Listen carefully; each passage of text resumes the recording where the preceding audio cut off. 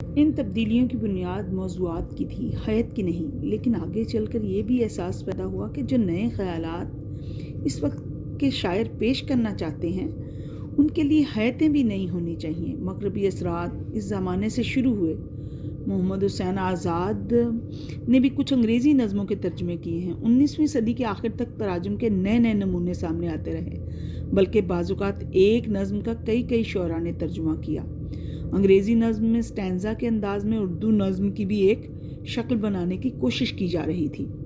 نظم طباطبائی نے اردو کی پابند نظم میں ایک نیا انداز، گرے کی مشہور ایلجی کا ترجمہ گورے غریباں کے نام سے کر دیا۔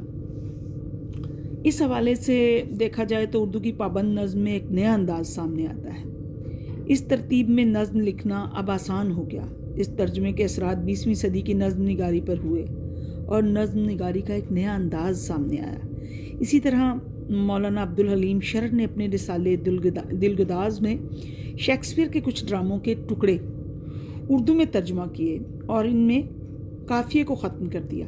اس انداز پر ایک بحث ہوئی کہ قافیے کے بغیر بھی شاعری ہو سکتی ہے۔ اس کو نظم آری یا نظم مورا کا نام دیا گیا۔ 20ویں صدی کے آغاز میں شیخ عبدالقادر نے مشہور ادبی رسالہ مخزن شروع کیا۔ اس کے پہلے شمارے میں اس رسالے کے جو بنیادی نظریات بیان کیے گئے ہیں اس میں ایک یہ بھی تھا کہ انگریزی نظموں کی طرز پر اردو نظمیں لکھوانے کی کوشش کرنا۔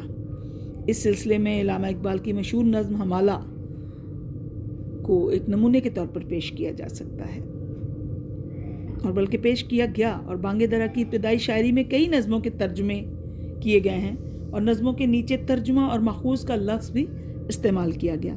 مخزن کے دوسرے لکھنے والوں نے بھی ان تجربات میں بڑھ چڑھ کر حصہ لیا اور اردو نظم کی شکل تبدیل ہونے لگی۔ ڈاکٹر خلیل الرحمن اعظمی نے اپنے ایک مضمون میں 20ویں صدی کے ابتدائی دور کو اردو نظم کا تشکیلی دور قرار دیا ہے، یعنی یہ وہ دور ہے جس میں اردو نظم کی شکل بن رہی تھی۔ اس دور کے کئی شاعر تھے جو بطور نظم نگار کے معروف نہ تھے، لیکن انہوں نے نظم میں تبدیلیاں لانے میں ایک اہم کردار ادا کیا۔